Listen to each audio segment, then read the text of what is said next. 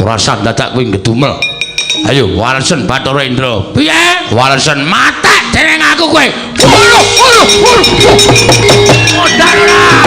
Aku nek karo kowe percaya, nek karo kakangku sing nomor 1 iki ngewang ana wong mripate kira ora mesti ora iso bakal ngewangi to. Mulai ya Tru ya. Sakit temen. Sabar-sabarke ya Rek. Aku ora terus. Kae ketoke dewa-dewa wis tekan kene, Tru. Iya.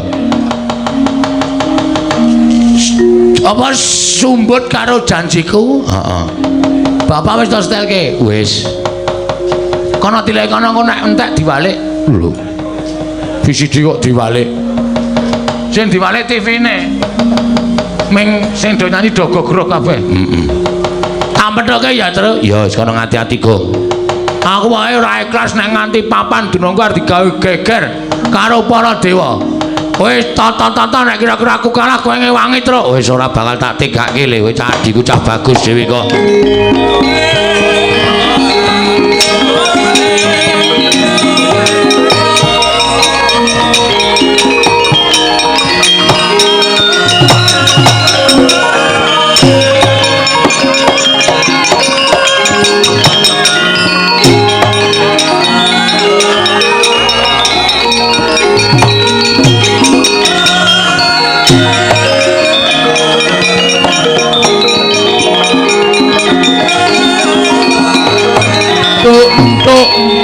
Tuk, ayo melek, tuk.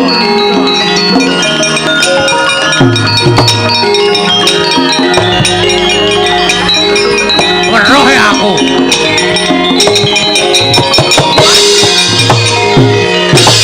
Ayo.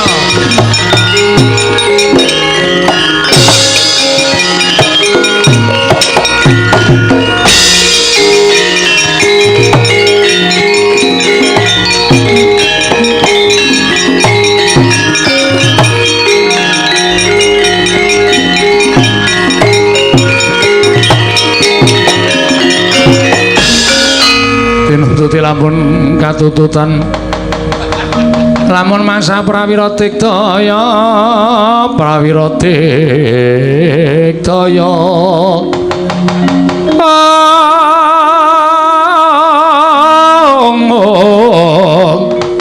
ora ngono magawe gelarira wang-wang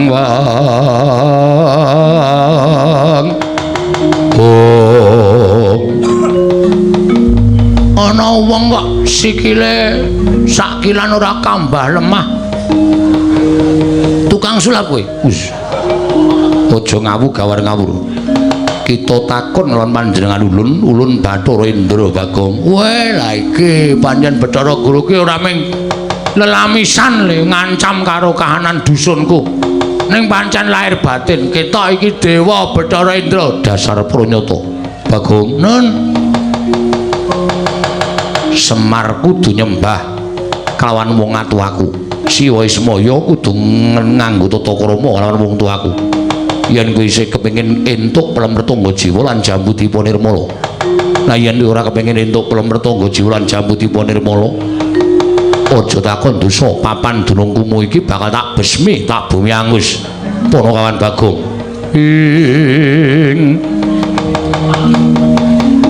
Kagat risang kapirang murin angkul kinempit-kempit dosang reknaning bawana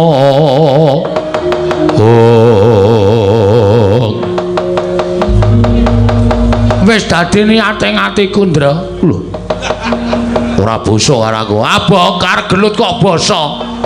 Nek wagu panjenengan wantun karo kula. Ketiban asta kula, ora wangun gelut ki ya sapa anane. Nek kowe niat arep gawe geger dusunku kowe arep bumi angus, aku sing bakal dadi pepalange. Aku sing bakal ngayomi kawulaku. Yen ngono pancen wani karo dewa, sing tak wedeni apamu? Ora minggat dibantanganku kakon tinju ngakirat nyawamu cemplungke kawah Candra Dimuka. Ayo maju sejangkah. Kowe maju secangkah, aku maju secangkah, terus istirahat di tempat. Wah, aku omongan karo wong edan ki malah suwe-suwe iso melu edan. Iki perang, ayo maju, leno pangendamu nek ora ilang sertifikatmu aja dinyambut. Lho, Dewa iki ra di sertifikat. Oh ya wis asa perang wae.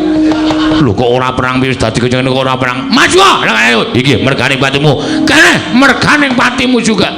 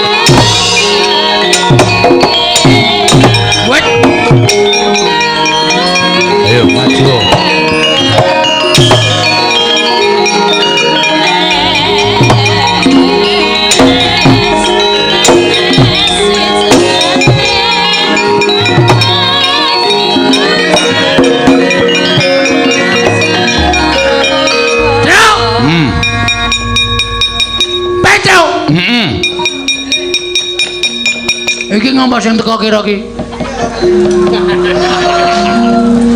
Nanti reng, arep mulai aku terus. Mulai. Bola-bali kok arep mulai bae. Aku muni arep mulai kok ora mulai-mulai. Wis kayak mulai prung ngono nek kira-kira bakal ora seneng apa? Aneh to, aneh piye? Ben ajae piye? Dewa ngantem aku. Heeh, aku ngledak. Loro ngledak ya, terus candas aku diantem meneh. Ah santu aku ancang-ancang aku.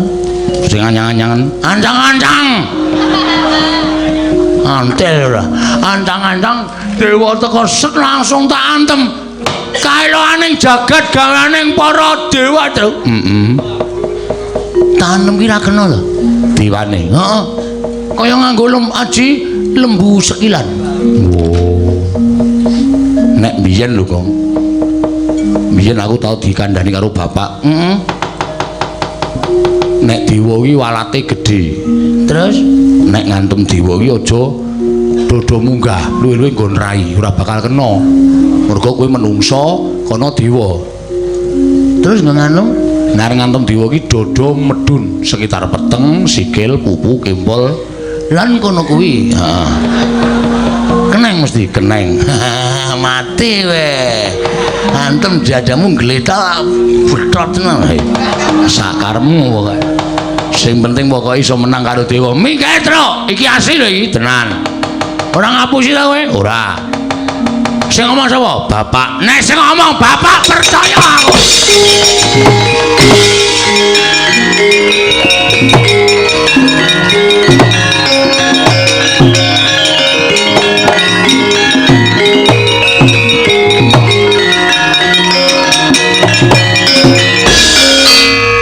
Isih wani karo aku ora muntir sisi karo kowe. Ayo nek pancen wani ayo malso. Kowe ora iso males karo aku. Kowe tok kowe ngantem karo aku ora kena. Diantrane panjalmane apa ya? Elok tenan. Aku dadi kowe pasang Jaya Kawijayan guna kasantikan diantem kok ora keneng. Elok tenan. Iya sabar. Ayo nganemu. Legane atiku iso ngantem karo aku. Bumi langit tangkep. Aku dewa kowe menungso. Bapak Semar nyuwun perlindungan nggih Bapak. Nyuwun kekuatan kali Bapak. Anakmu berjuang mati-matian, Pak. Mula paring ana kekuatan, paring ana daya kasantosan. Ora sak dadak kowe ngedumel. Ayo Walesen Bathara Indra. Piye? Walesen matek dening aku kowe. Modal ora kowe. Kapamu kapan kowe?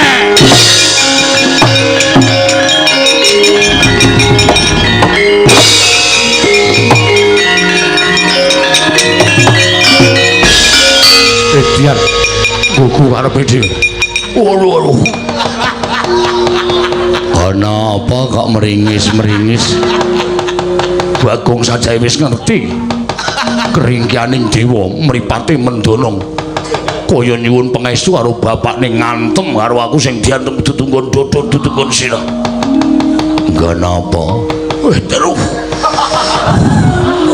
Jebul dewa ku ya iso mules. Wela kok dadi ponokawan kok sak kepenake dhewe. Woi, lah Bagong ora ngalak jabut nyawamu ya.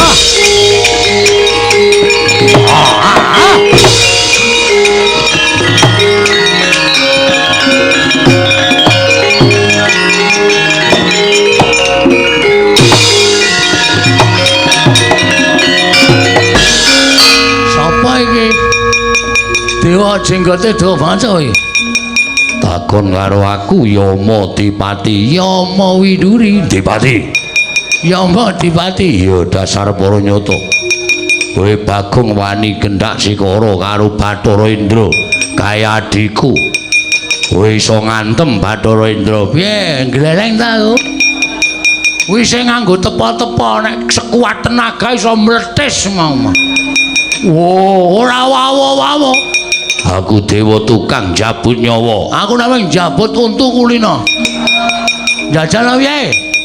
Wis untu waras wis jabut ora kekejek kowe. Mati dening aku panggal kayane mati ya. Ayo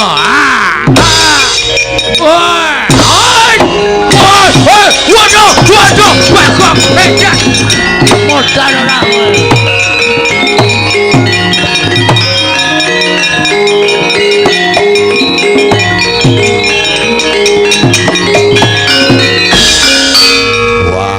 Wis konangan ora iso ndumuk dewa ning mbok menawa wis dikandhani karo Semar.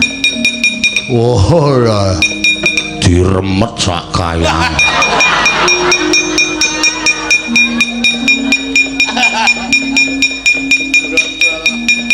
Terus? Tenan lho.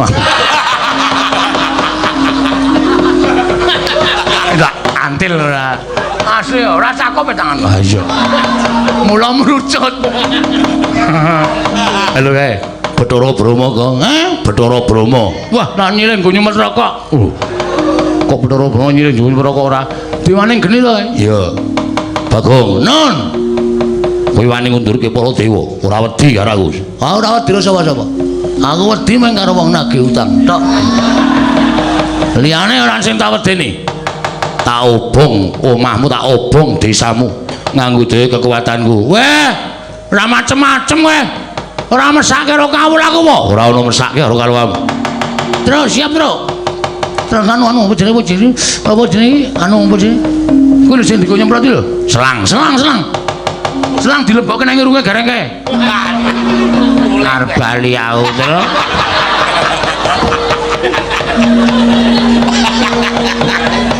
Siap-siap tenan itu. Mun rama tuh digedhek cengele, Tru. Ah ngono ya. Mati dening aku kowe Ponopawan Bagong.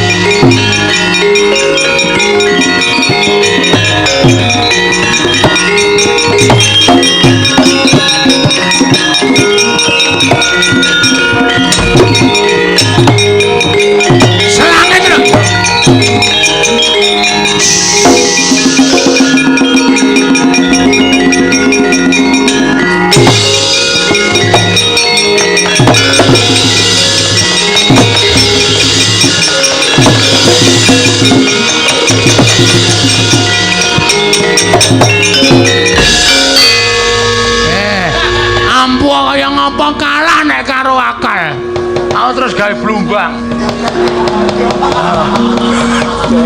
Terus gawe blumbang. Geni anggere liwat blumbang mabes. Liwat blumbang mabes. Ben ngobong mburiku.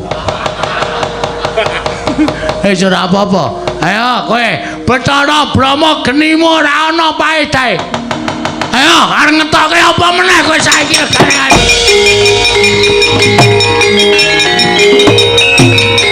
Oh, mati ya.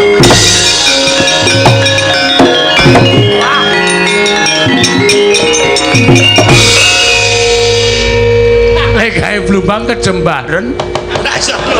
Lek gawe awan lumpat mah kecemplung. Truk, gentane sik tak adus. Wah. Kesuwen. Oh, iki ngono ana sing maju meneh malah ngrekoso. Mung mabyur-byur. Gareng ae. Gareng celaka matane kowe kewalik ngono kok. An mulai aku. Ambok ge mulai ket mongko ge mau arep mulai ora. Lah. Gugu karepe dhewe manus maling jajanan. Ayo Bathara Guru sisan kon maju kene ora bakal wedi aku.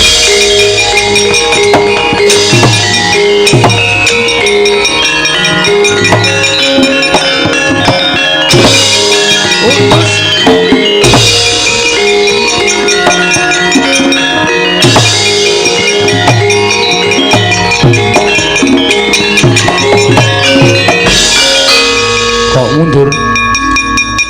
Bathara Guru maju tenane. Oh. Aku wedi. Tangane kono papat e. Piye? Nek tanganku loro cekeli tangane dhewe loro, terus sing tangane dhewe loro ngamplengi aku, modar aku. Oh iya ya mesti menangan ya kok mesti menangan. Terus saiki apik-apik. Matur, Pak. Oh iya. Bapak ora urung ya dikatut-katutke. Wes ora pokoke Semar ya kudu melu cawe-cawe perkara iki. Nek ngono ayo mlayu wae Bathara Guru meneng ketemu karo Bapak Gong. Yo, ayo ora Pak, ketuan Pak.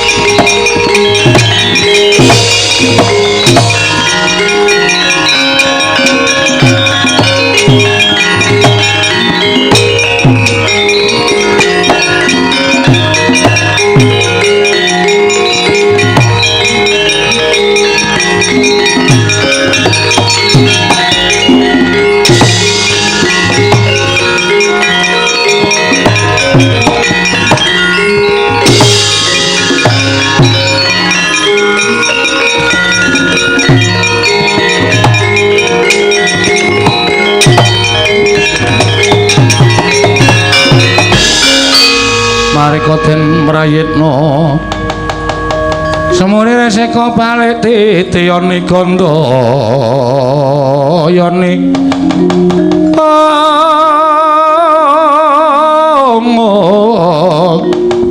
Trisanya Purnama sasi oh Kakang Semar apa Bathara Guru Bagong sampun damel wirang kula Bagong sampun ngucemaken asmanipun kadewatan mila dinten sakmangke. Kula nyuwun Kakang Semar masrahaken Bagong. Tak pasrahke karo sapa? Kalian kula. Kok sik to? Sing luput ki kowe dudu kok Bagong. Nek perkara mau tok gawe gampang mergo ora keteng sethithik lan sedhela aku ki tau tate ngrasake urip ning kayangan. Lah kok dadi kowe men dijaluki pelemper tangga jiwa jambu dipa nirmala kok awel, Kok dadak kudu ngidak karo derajate kakangmu? Nek kowe mau ora omong werna-werna ning ngarepe Bagong mesti ora bakal wani karo kowe. Ning ngarepe Bagong ki wong mursal mbedugal, ning dheweke ngerti tata krama, ngerti unggah-ungguh, tresna karo bapakne. Ngerti bapakne arep didak martabate, Bagong ora entuk. Didak martabake, Tru. Ha iya. Lalu wong dipangan ya martabat kowe cara sekolah cerewet ayo mulai terus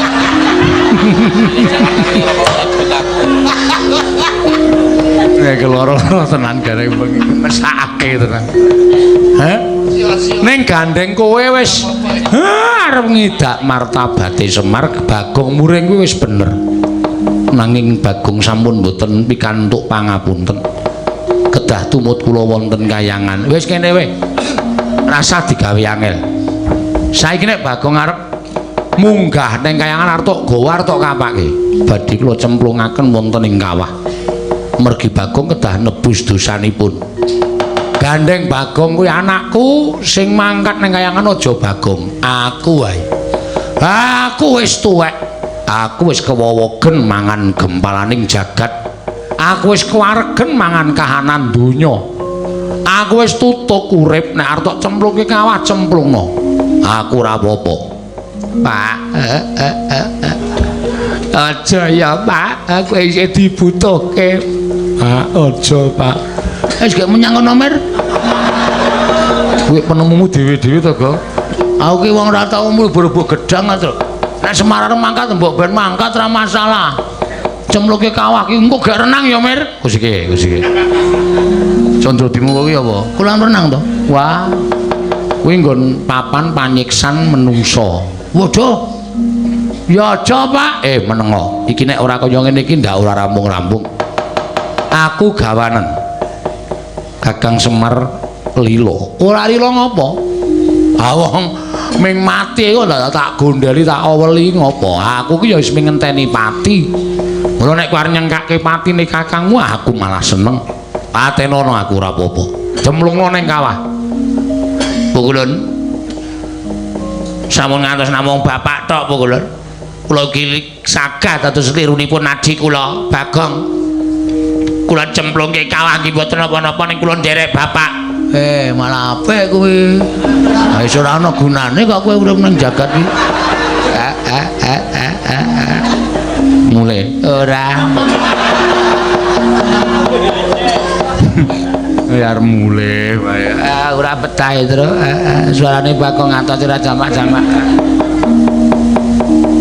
mboten namung bapak ning Petruk nggih mangkanthi teng kayangan mang beto teng kayangan kula gelem cemplungke kawah nyuli adi kula Bagong sampun manen wong Semar kali garek kali Petruk aku ya sago Bagong kowe ora usah melu aduh kancaku sapa Pak kowe duwe kewajiban bangun desa dirampungke sik bapakmu dari tumbal rapopo kakakmu Petruk gareng nglabuhi kowe rapopo sing wigati gegayuhanmu kasembadan wis go kari nang omah sekarang gedhe menyang lho kok malah to susu-susu to menggalek ping bapak Petruk gareng iya aku Petruk gareng wis kono mangano nang bojomu rasa dijak ra ada pateni mulai ya yuk mulai ora nah ngaten dadi lo sampun ikhlas monggo kula kanthi minggah wonten ing kayangan nala gareng Petruk ayo nek pancen Bathara Gulu Mentala ora apa-apa pancen iki dalane awake dhewe Bagong ditutuk le bangun desa rasa mikir bapakmu rasa mikir kakangmu